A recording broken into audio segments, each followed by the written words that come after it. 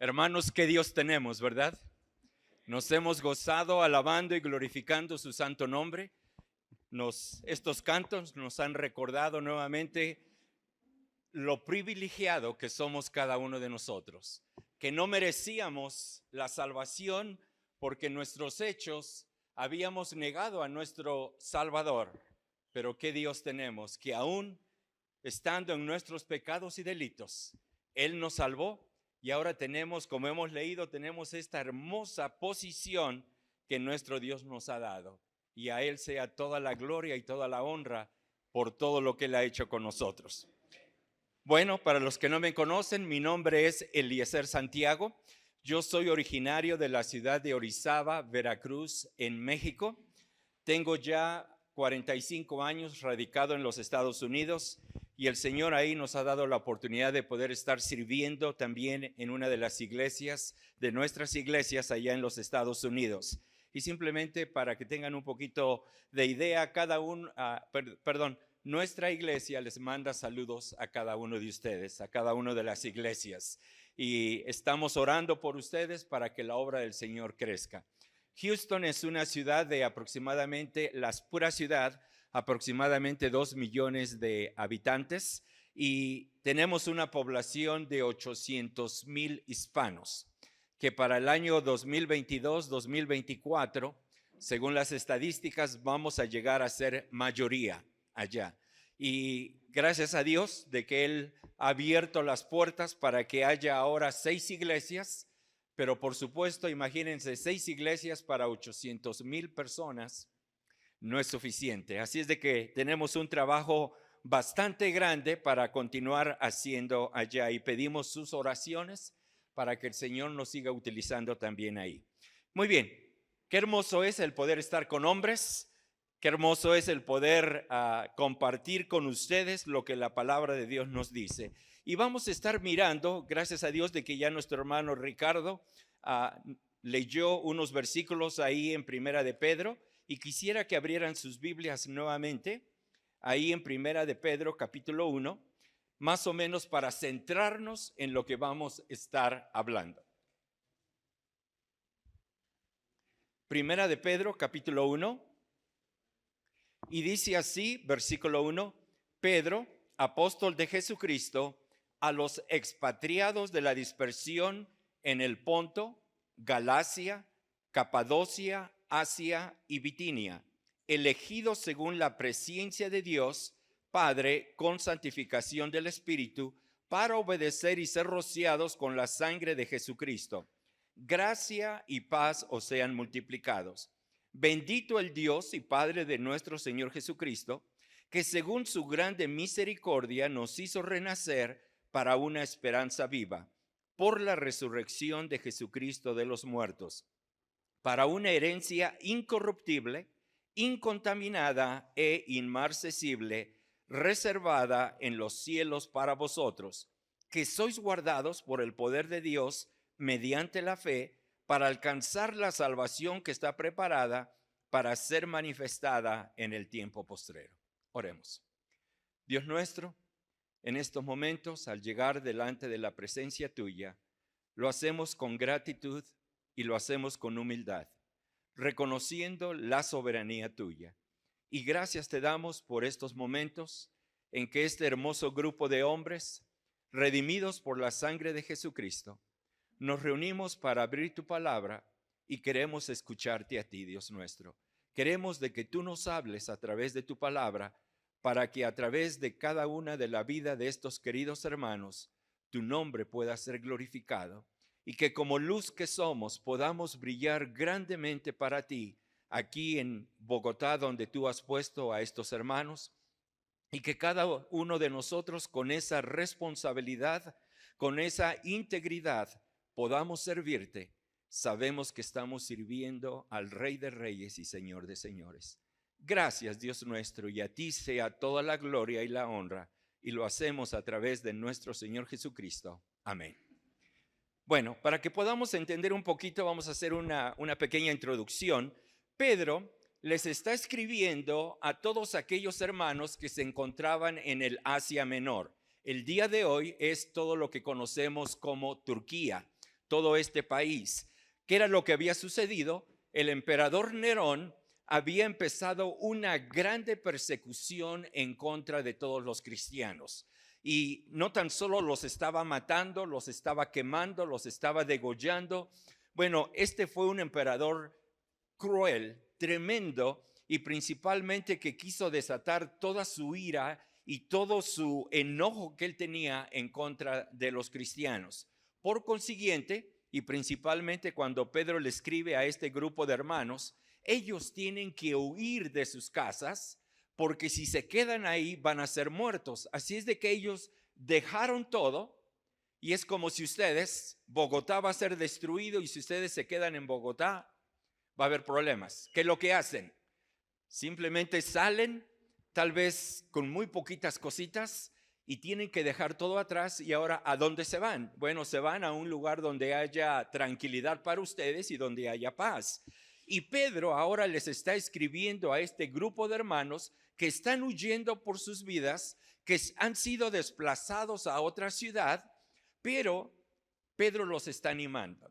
Porque ¿qué pasa cuando estamos pasando por las dificultades? Nuestros ojos se clavan en el problema y el problema se convierte en un gigante que mientras nuestros ojos estén puestos ahí, no vamos a poder mirar el poder de nuestro Dios. Si se recuerdan, le pasó al pueblo de Israel.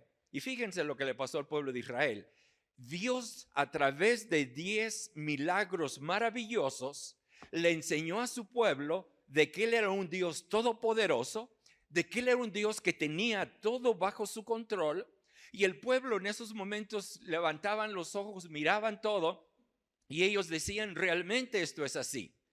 Unos días, tan solo unos días más tarde, Dios permite de que salgan de Egipto y llegan a la orilla.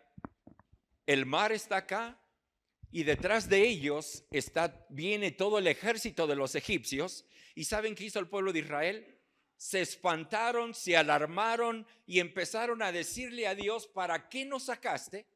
¿Para qué nos trajiste aquí y ahora vamos a morir y aquí nos vamos a quedar en la arena? ¿Saben qué? Les preocupaba mucho su sepulcro.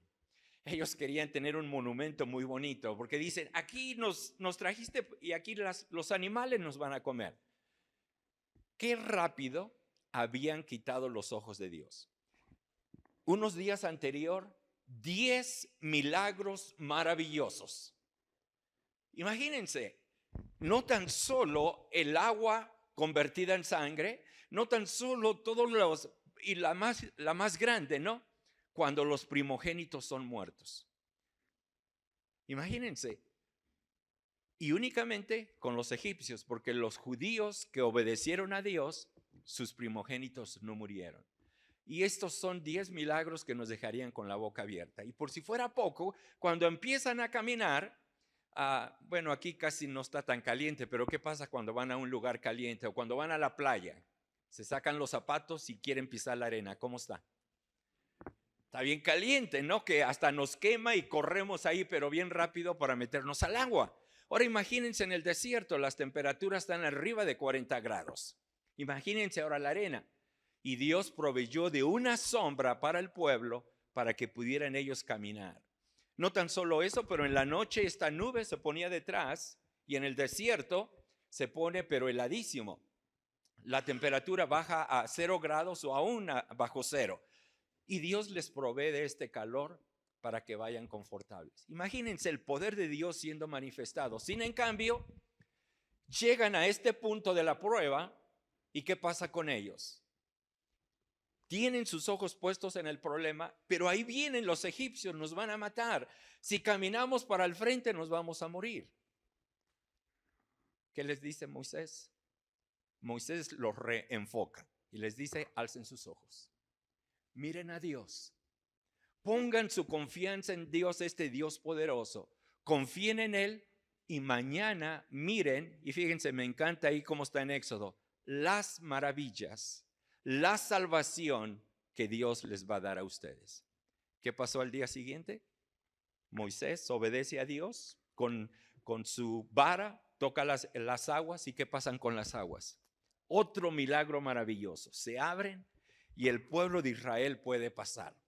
Y Moisés lo que hace es reenfocarlos, de quitar la mirada del problema y ponerlo en nuestro Dios, que no hay nada imposible para Él, y Dios es todopoderoso para ayudarnos, para sacarnos adelante y para que su nombre sea glorificado a través de nuestras vidas. Estos queridos hermanos a los que Pedro les está hablando, están huyendo por su fe, porque están siendo perseguidos grandemente, y Pedro lo que va a estar haciendo es reenfocarlos, que quiten su mirada del problema y que la pongan en Dios, porque en Dios hay victoria. Como nos dice Romanos también, somos más que vencedores a través de nuestro Señor Jesús. Pero nuestra confianza, nuestra mirada, nuestro enfoque tiene que estar en Él para que nosotros podamos hacer esto.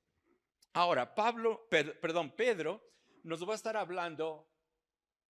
Sí, Pedro nos va a estar hablando de su propia experiencia, porque el Señor Jesús le había dicho: Simón, Simón, Satanás os ha pedido para zarandearos como a trigo, pero fíjense, vas a ser probado, Dios le está diciendo a Pedro, pero yo he rogado por ti para que tu fe no falte. ¿Se dan cuenta, queridos hermanos? En medio de la prueba no estamos solos. ¿Quién está con nosotros? Tenemos la presencia de nuestro Dios a través del Espíritu Santo. No estamos solos. Ahora, ¿qué poder es este? Y la palabra de Dios nos dice que el mismo poder que levantó a Cristo de entre los muertos está en ti y está en mí. Ahora imagínense, levantar a alguien que está muerto, darle vida nuevamente y levantarlo, y que esa persona empiece a caminar. Y la palabra de Dios nos dice, ese mismo poder está en nosotros. Entonces, hermanos, muchas veces actuamos como si estamos débiles. No, pero es que no puedo. ¿Quién está con nosotros? Nuestro Dios. Así es de que en la obra en la que Dios nos ha puesto a cada uno de nosotros, en el llamamiento que Dios nos ha dado, recuerden, no estamos solos, y lo que nuestro Señor quiere es adelante. Vayamos avanzando, poniendo los ojos en Jesús, el autor y consumador de nuestra fe. Pero el Señor le dice a Pedro: tú, una vez de que hayas aprendido la lección, una vez de que hayas pasado la prueba y hayas entendido y mirado la forma maravillosa en cómo Dios te ayudó, cómo Dios te confirmó, cómo Dios te sostuvo, ahora Pedro tiene una misión y Dios se la da. Dice: así como tú ahora aprendiste, ahora tú tienes que regresar y ir a tus hermanos y confirmarlos en la palabra. Y qué hermoso es. Saben de que los problemas, las situaciones difíciles, las pruebas que vienen a nuestras vidas no son casualidad. Bueno, unas son porque nosotros somos desobedientes a Dios y nosotros nos metemos. Pero cuando andamos en obediencia y vienen las pruebas, esas tienen un propósito.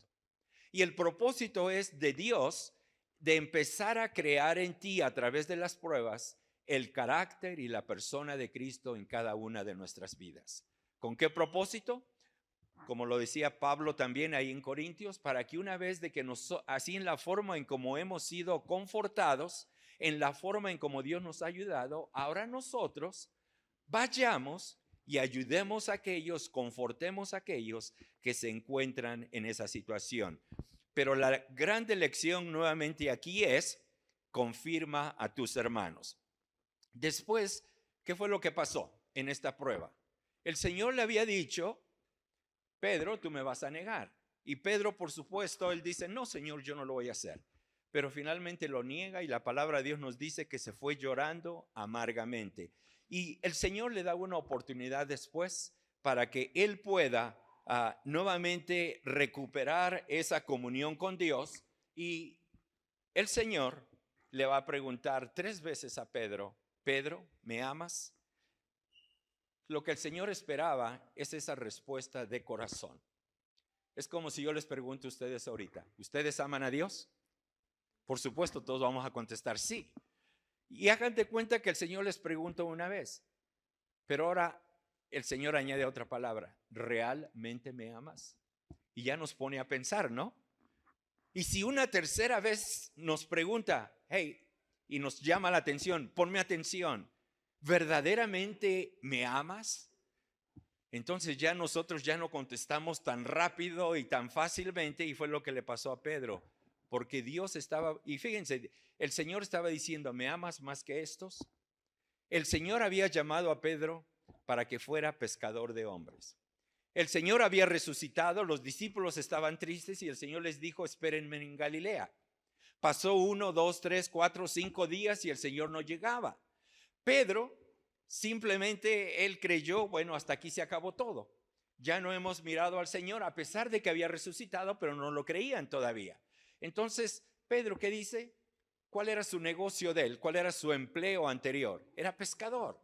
Y en estos momentos, desesperado porque no viene el Señor, dice, bueno, yo me voy a pescar nuevamente. ¿Y qué dicen los demás discípulos? Bueno, vamos contigo. Por eso el Señor le dice, Pedro, ¿me amas más que estos? ¿Más que tu trabajo? ¿Más que estos peces, que quiere decir dinero, que quiere decir muchas cosas? Y el Señor esperaba la respuesta de corazón de Pedro, sí, Señor. Y por supuesto, en la última vez Pedro se entristece y le tiene que decir, sí, Señor, tú sabes que yo te amo. Y queridos hermanos, nuestro Dios nos hace la misma pregunta. ¿Le amamos? Pero Él no quiere la contestación rápida y fácil. Quiere que la razonemos, que realmente lo pensemos. Y ¿amamos a Dios más que el trabajo? ¿Amamos a Dios más que a nuestras esposas? ¿Amamos a Dios más que cualquier interés que tuviésemos nosotros? Y ojalá y que la respuesta pueda ser sí, y que no tan solo sea una respuesta de labios hacia afuera, que realmente sea una manifestación personal hacia la persona de Cristo y que lo demostremos a través de nuestra forma de vivir. Entonces vamos a estar mirando lo que cómo Pedro nos va a estar exhortando. Estamos viviendo enfrente de la presencia de nuestro Dios y tenemos que vivir alabando y glorificando su nombre, pero principalmente siendo esta luz, siendo la sal de la tierra. A propósito, ¿para qué sirve la sal? Para preservar. Muy bien, es un preservativo. ¿Para qué? Porque ¿qué pasa si a la carne no le echamos sal y la dejamos ahí 1 o 2 días allá afuera? Se echa a perder. Y nosotros somos ese preservativo en este mundo para que este mundo no se vaya más en la inmoralidad. Nuestro Dios nos ha puesto aquí para hacer esa luz, para hacer la sal, y también hablando de la luz, no para que seamos una luz escondida, sino para que seamos una luz que está brillando y dando la gloria a Dios. Y todos nosotros estamos viviendo en un mundo donde hay persecución. Porque ustedes acá hay persecución, porque quieren ir y hablar de la palabra de Dios, ¿y qué pasa? Les hacen burla, no les quieren hacer caso, y en el trabajo les dicen a lo mejor sus jefes, si tú vuelves a hablar de Cristo, te me vas, no vas a quedarte más acá. ¿Qué pasa con nuestras familias? Si tú recibes a Cristo como Salvador, olvídate, porque quedas borrado de nuestra familia. Y en medio de este mundo, como hijos de Dios, tenemos que vivir una vida recta en este mundo hostil. Y déjenme decirles, cada día va a ir de mal en peor. Y perdónenme por las malas noticias, pero es lo que la palabra de Dios nos dice.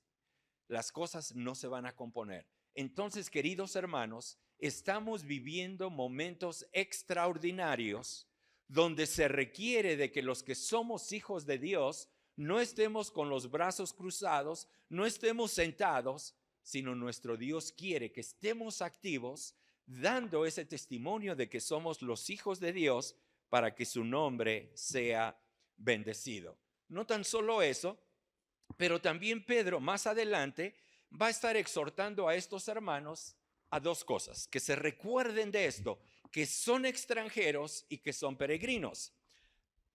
¿Cómo saben de que una persona es un extranjero? Hay varias formas, ¿no? La forma de hablar, la forma de vestir, a lo mejor siempre andan con su mochila o a lo mejor con una cachucha, o bueno, se sabe inmediatamente este es un extranjero. Ahora les hago la pregunta, ¿el mundo nos mira a nosotros como extranjeros? qué bueno, ¿no?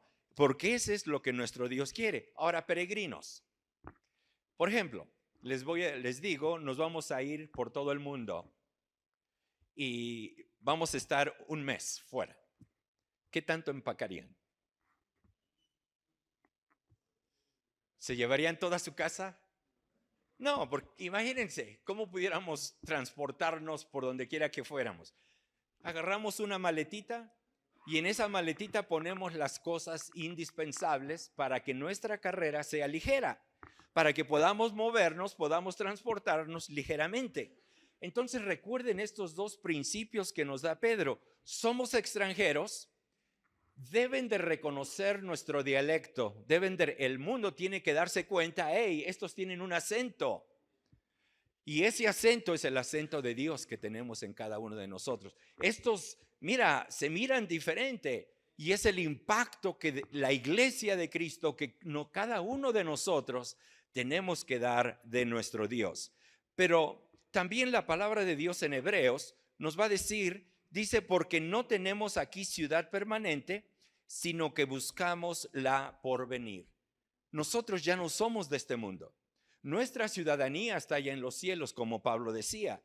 Después Pablo también decía, si habéis resucitado juntamente con Cristo, ¿qué tenemos que buscar? Las cosas celestiales, porque nuestra patria es la patria celestial. Aquí somos peregrinos, somos extranjeros, estamos de paso. Y para ponerlo también como Pablo lo pone, somos embajadores. Ahora imagínense que yo como un embajador mexicano en donde quiera que vaya, sea un borracho, sea un mujeriego, sea uno de esos que me importa poco las leyes de ese país, voy a hacer cantidad de cosas. ¿Qué testimonio estoy dando yo de los mexicanos? Un testimonio pésimo, ¿no? Ahora imagínense, nosotros, tú y yo, somos los representantes de nuestro país aquí en la tierra. Entonces, te das cuenta la grande importancia que tiene nuestra forma de vivir y nuestra forma de cómo actuamos. Por eso el escritor de Hebreos dice, porque no tenemos aquí ciudad permanente, no somos de aquí, sino que buscamos aquella celestial. Ahora, ¿qué es lo que pasa? El mundo, con todas sus, a través de Satanás, con todo lo que él nos quiere poner, quiere atacarnos en tres frentes, y la palabra de Dios nos lo dice. A través de los deseos de la carne, a través de los deseos de los ojos y a través de la vanagloria de la vida.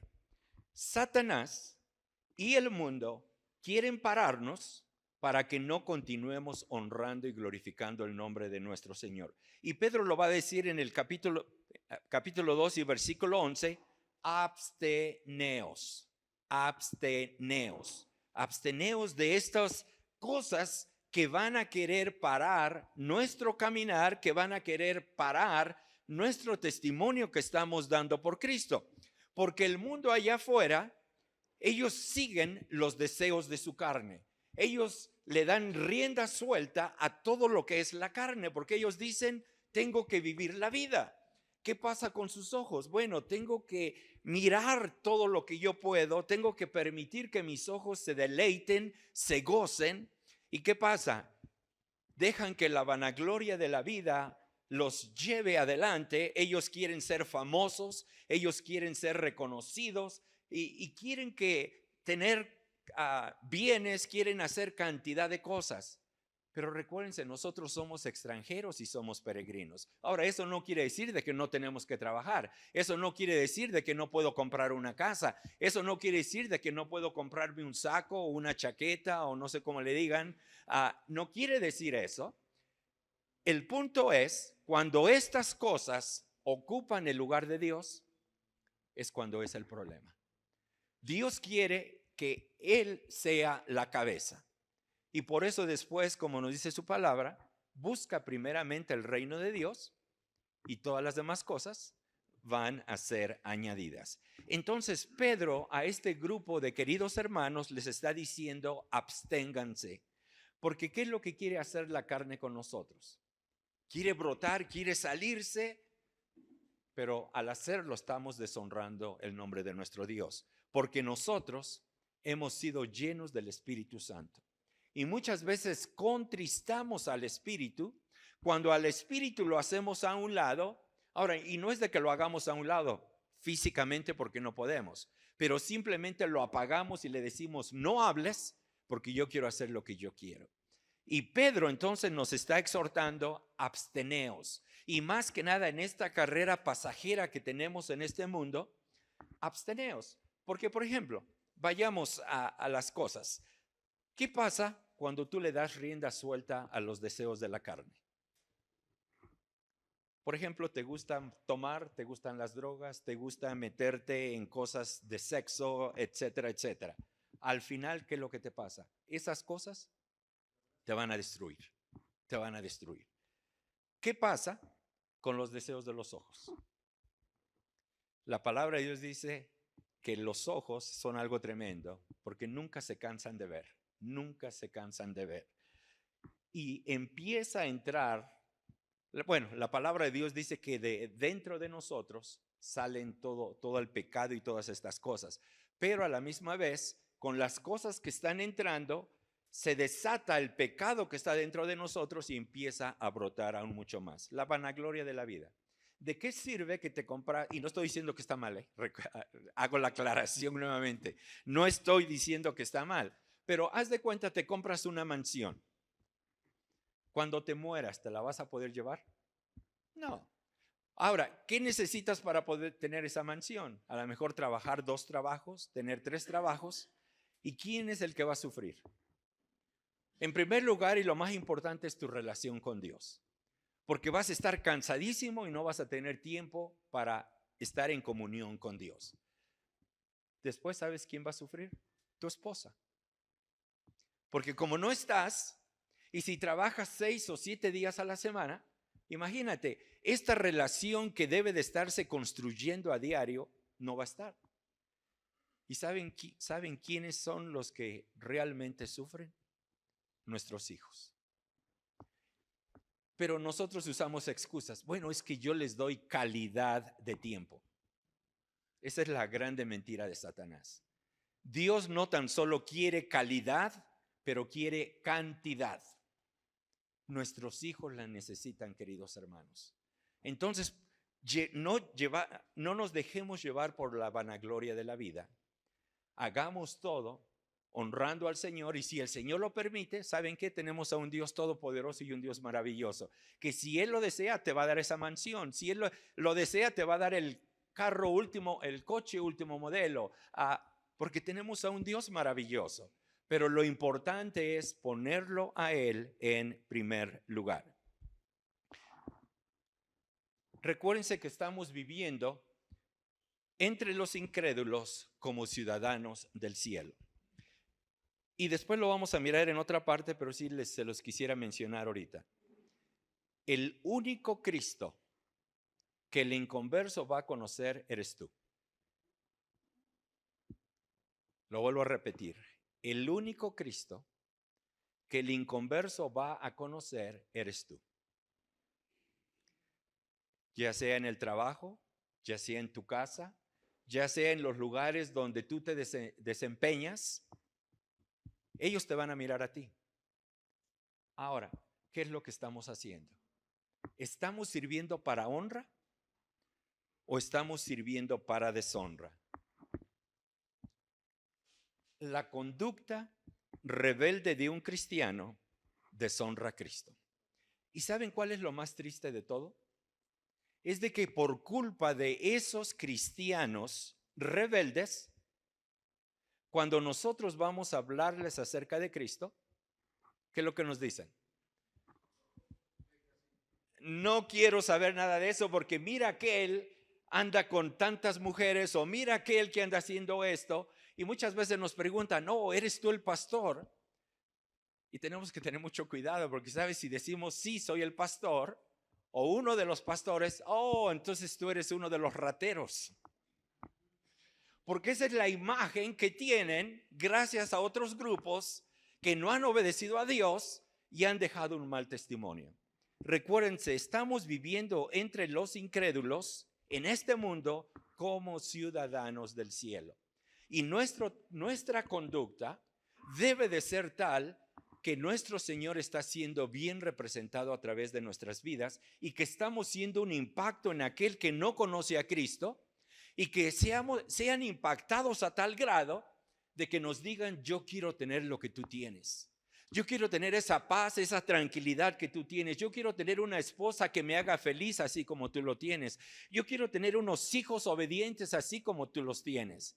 ¿Se dan cuenta el impacto que vamos a dejar? Y eso es lo que Pedro les estaba diciendo a estos queridos hermanos. Pero también les hace una aclaración. Porque como cristianos, como hijos de Dios, tenemos libertad en Cristo. Pero también Pedro nos va a decir que no usemos como pretexto esta libertad para que se convierta en un libertinaje para hacer lo malo y para deshonrar a nuestro Señor. Y Pedro nos va a decir, sino como siervos de Dios. Somos libres, pero tenemos que usar esta libertad en Cristo en la forma correcta y no como libertinaje. Y esto va a ser también de grande importancia porque va a ser un impacto que vamos a dejar, por ejemplo, y lo vamos a hablar después, en nuestros trabajos. Tus compañeros que no son creyentes te están observando. Están observando todo lo que tú haces, lo que tú dices, en la forma como te expresas y aún en la forma como recibes órdenes. Ellos te están observando.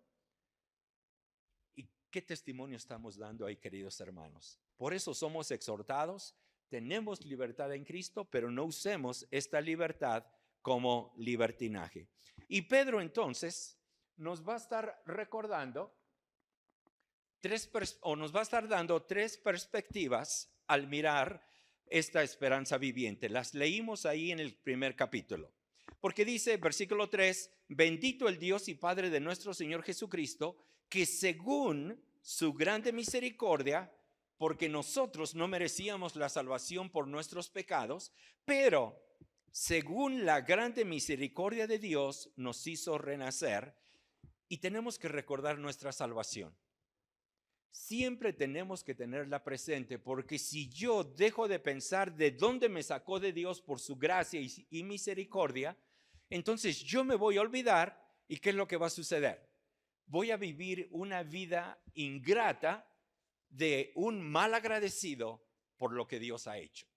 Entonces, siempre, queridos hermanos, tenemos que recordar nuestra salvación. ¿Y saben dónde podemos recordar esto más que en ningún otro lugar? En la cena del Señor. Porque estamos recordando aquel sacrificio maravilloso. Estamos celebrando aquel amor, aquella misericordia, aquella bondad que aunque merecíamos lo peor, lo único que recibimos fue amor, fue perdón. Y ahora lo más maravilloso es de la posición que tenemos. Somos hijos de Dios. Bueno, lo tomamos así, decimos, ¿cómo se los pudiera poner? Somos hijos del rey. Bueno, se los pudiera poner en otra forma. Bueno, somos los hijos de la persona más importante que hay. Y entonces uno lo empieza a considerar un poquito, bueno, eso quiere decir que tengo privilegios, tengo derechos, y la gente se dan cuenta, nosotros somos hijos del Rey de Reyes y Señor de Señores. Pero también tenemos que recordar nuestro testimonio en el presente. ¿Por qué? Porque el testimonio es de grande importancia para que Dios impacte a este mundo. Y también nunca tenemos que perder de vista de que Jesús viene. Él nos dijo, ¿se recuerdan los discípulos? Se quedaron con la boca abierta mirando arriba y tienen que aparecerse estos ángeles y les dice, hey, ¿qué hacen mirando? Dios les había la orden, salgan a ser discípulos, y los discípulos se quedaron. Y se dan cuenta, las distracciones muchas veces nos impiden que sigamos adelante. Y los ángeles ahí les recuerdan, recuérdense lo que les dijo. Así como ha sido tomado arriba, así Él va a venir. Y queridos hermanos, este evento maravilloso es el que estamos esperando. Nuestro Señor Jesús viene.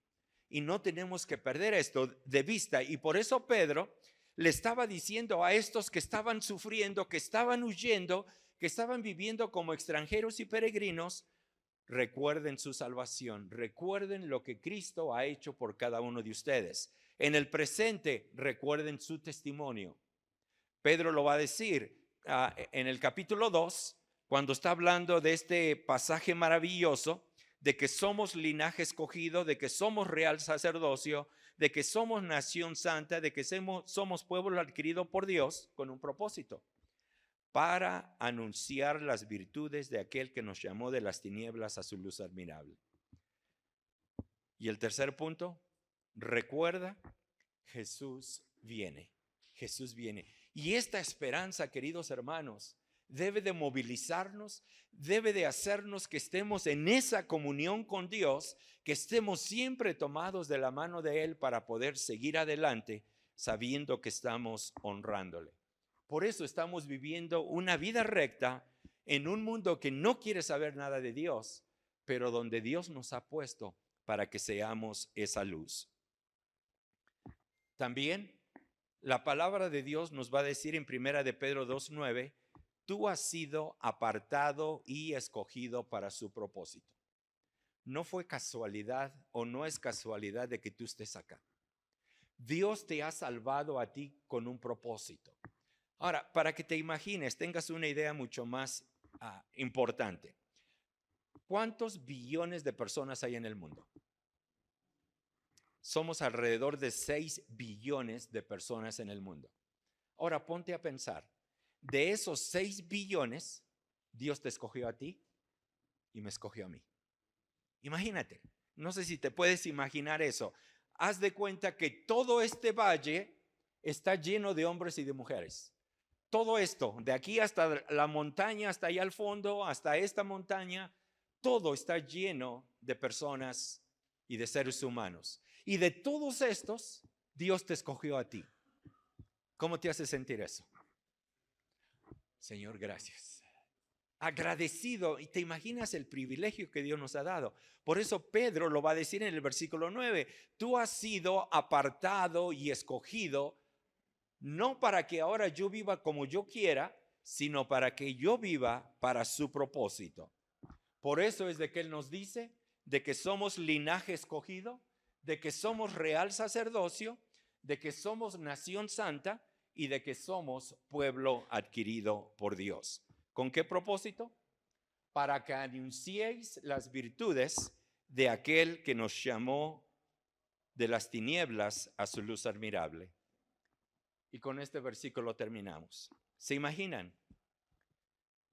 Lo único que tú y yo esperábamos por nuestro pecado era una muerte horrenda, apartados por toda una eternidad de Dios. Porque mi pecado fue lo que crucificó a Cristo en la cruz del Calvario. Pero qué hermoso es saber, como dice Juan 3:16, porque de tal manera amó Dios al mundo, no por lo que habíamos hecho, sino por su grande amor y su grande misericordia. Él permite que su Hijo venga a esta tierra y de que Él muera por la maldición del pecado, para que Él terminara por completo con la maldición del pecado, para que ahora a través de ese sacrificio hermoso y santo, nuestros pecados sean perdonados. Entonces, ¿seremos agradecidos a Dios? Creo que sí, ¿no? ¿Le serviremos? Creo que sí. Si hay situaciones difíciles, aún así lo vamos a hacer, porque Él ha prometido estar con nosotros, no un día, no 2 días, todos los días hasta el fin del mundo. El Señor le dijo a Pedro: Pedro, yo he rogado por ti para que tu fe no falte. Y la lección del día de hoy es de que tenemos al Espíritu Santo intercediendo entre nosotros y nuestro Padre. Queridos hermanos, tenemos a este Dios maravilloso. Lo alabamos a través de estos hermosos cantos que nos hicieron poner nuestra mirada en este precioso Salvador. Pero también hubo un canto que también me encantó. Y llevaremos su gloria. ¿A dónde? a todo pueblo y nación. Tenemos esa hermosa responsabilidad. Así es de que somos una iglesia con visión, somos una iglesia con una responsabilidad. Así es de que hagámosla. Y no estamos solos. Nuestro Señor está con nosotros.